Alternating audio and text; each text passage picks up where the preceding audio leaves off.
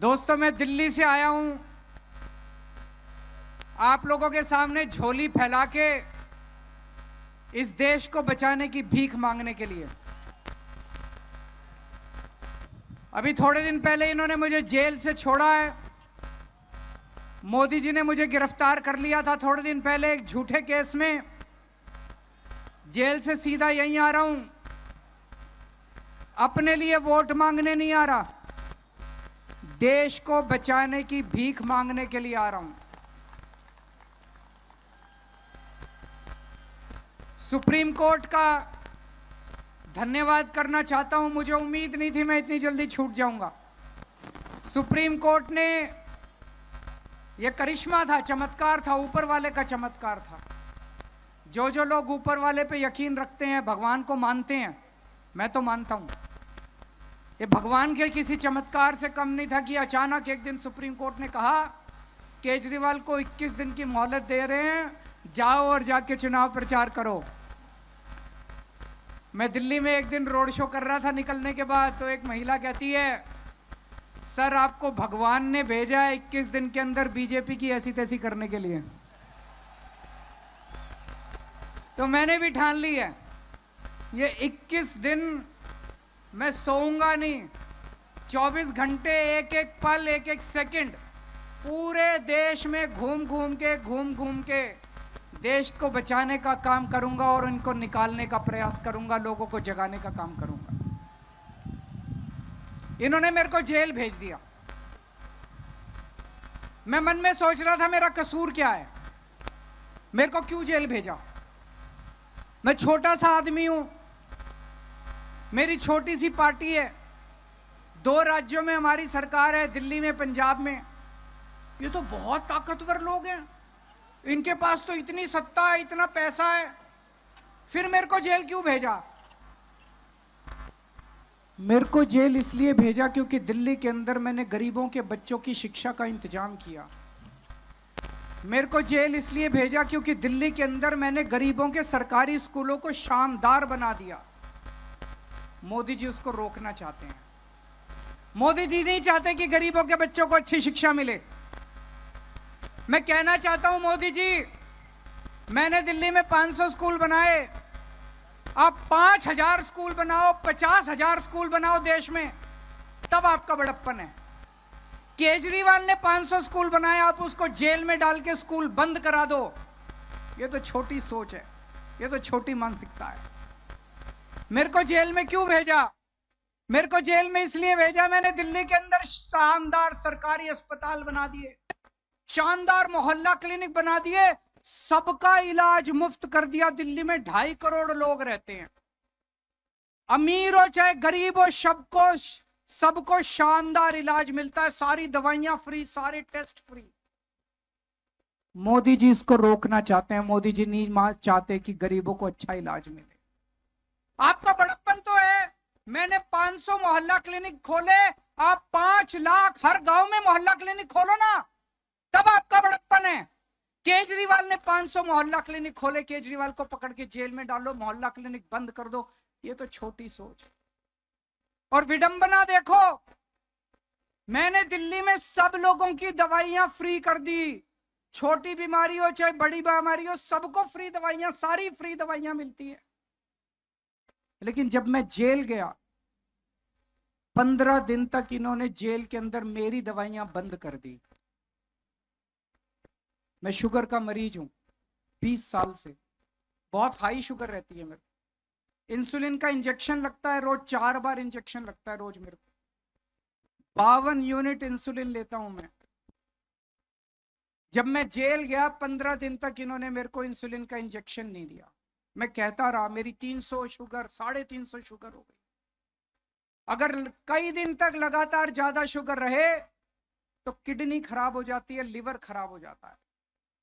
मुझे नहीं पता ये मेरे साथ क्या करना चाहते थे, लेकिन इतिहास गवाह है, ऐसे बहुत किस्से हुए हैं जब विपक्षी लोगों को, विरोधियों को जेल में डालकर उनको शारीरिक तौर पे खत्म कर दिया गया। मुझे नहीं पता ये मेरे साथ क्या करना चाहते। ये मेरे को इसलिए इन्होंने जेल में भेजा क्योंकि दिल्ली में मैंने सबकी बिजली फ्री कर दी, 24 घंटे फ्री कर दी। अब दिल्ली में सबको फ्री बिजली मिलती है।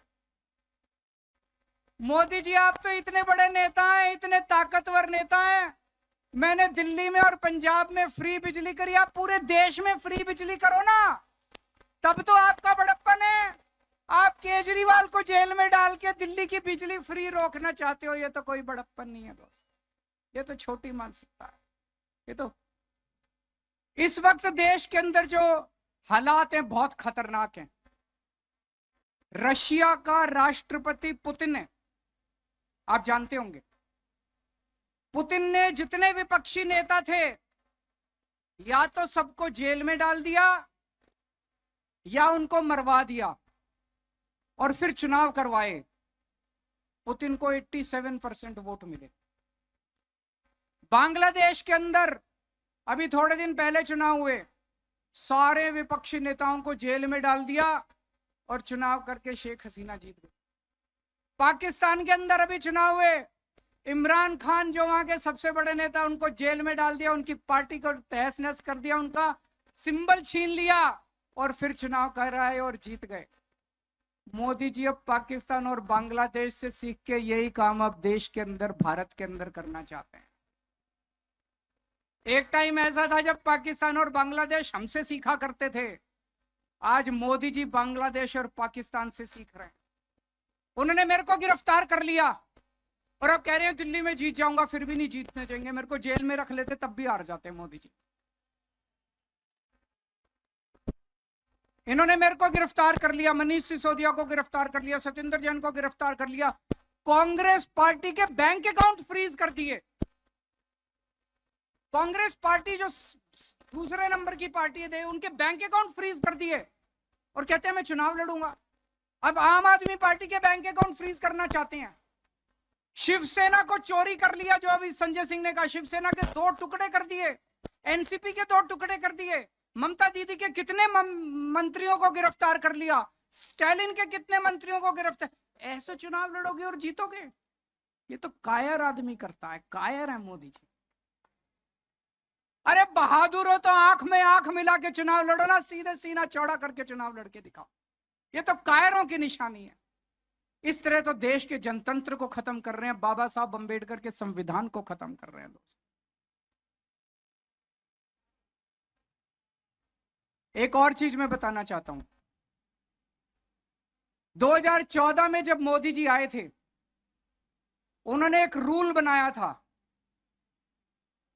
उन्होंने रूल बनाया था कि बीजेपी में जो भी नेता 75 साल का होगा उसको रिटायर कर दिया जाएगा। ये रूल बना के उन्होंने आडवाणी जी को रिटायर कर दिया, मुरली मनोहर जोशी जी को रिटायर कर दिया, सुमित्रा महाजन को रिटायर कर दिया, यशवंत सिन्हा को रिटायर कर दिया। अगले साल 17 सितंबर को मोदी जी 75 साल के हो रहे हैं।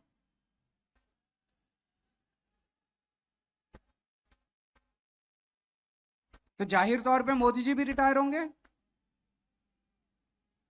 अपना रूल बनाया उन्होंने तो अपने ऊपर तो लागू करेंगे वो।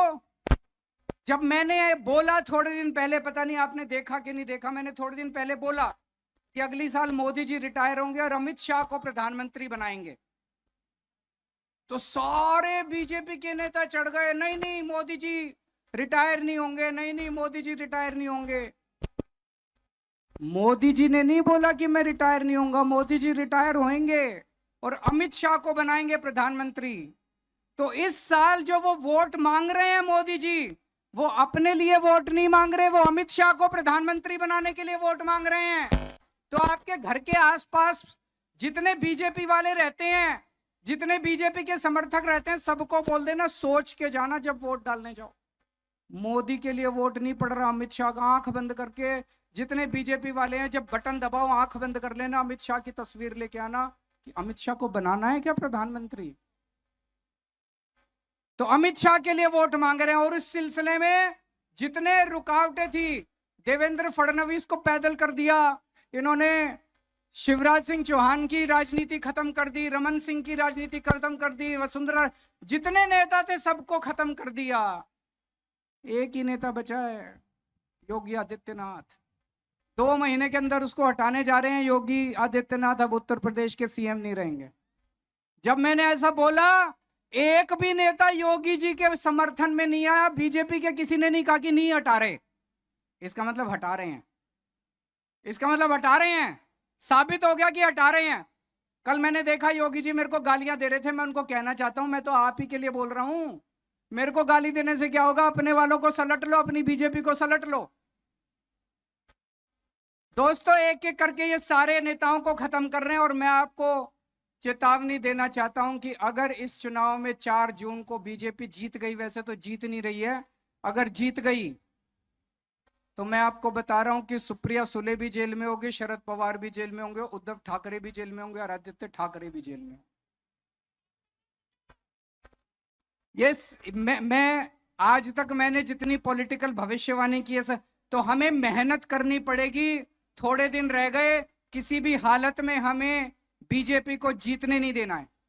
और जिस तरह की गालियां दे रहे हैं प्रधानमंत्री जी, उन्होंने शरद पवार साहब को कहा भटकती आत्मा। ये कोई इतने सीनियर आदमी है, 84 साल के बुजुर्ग हैं। मोदी जी 74 साल के हैं, 10 साल सीनियर है उनसे। ऐसे किसी बुजुर्ग को कहना ठीक है क्या? प्रधानमंत्री को ऐसी भाषा अच्छी लगती है? उनको कहते हैं नकली शिवसेना, नकली संतान, ये अच्छी लगती है?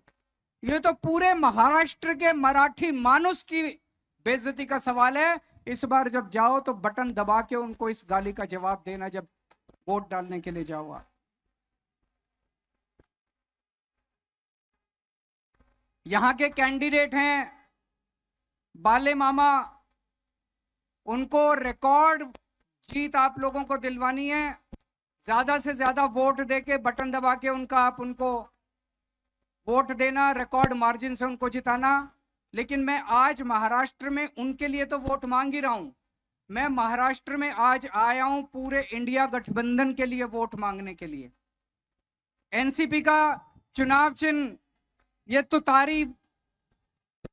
तुतारी बजाने वाला आदमी है, इसका खूब प्रचार करना है।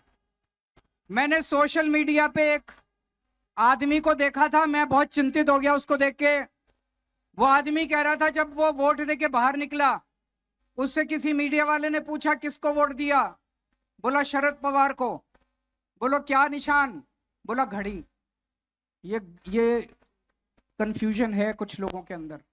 आपको प्रचार करना है अपनी गली में, अपने गांव में, अपने मोहल्ले में, सबको बोल देना कि असली वाली एनसीपी, शरद पवार वाली एनसीपी का चुनाव चिन्ह घड़ी नहीं है, घड़ी पे मत डाल देना।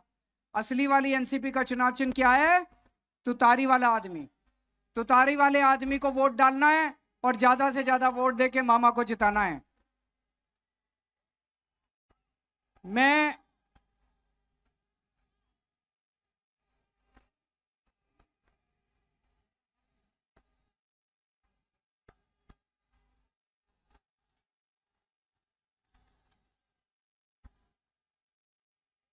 21 दिन के लिए बाहर आया हूं। 2 तारीख को मुझे जेल वापस जाना है, 4 तारीख को नतीजे आएंगे। मैं जेल की सेल से नतीजे देख रहा हूंगा टीवी पे। पिछली बार महाराष्ट्र की 48 सीट में से 42 एनडीए गठबंधन को, मोदी जी के गठबंधन को मिली थी। इस बार 48 में से 42 इंडिया गठबंधन को मिलनी चाहिए। अगर आप लोगों ने 48 में से 42 सीट इंडिया गठबंधन को दी, मुझे जेल के अंदर बड़ा सुकून मिलेगा और मुझे लगेगा आज महाराष्ट्र आना मेरा सार्थक हो गया। आप लोगों ने आज इतना प्यार, इतनी मोहब्बत दी, इसके लिए आप सब लोगों का बहुत बहुत शुक्रिया। शरद पवार साहब का बहुत बहुत शुक्रिया, सुप्रिया दीदी का बहुत बहुत शुक्रिया जो आज मुझे यहाँ पे आमंत्रित किया, आप सब लोगों के सामने बोलने का मौका दिया।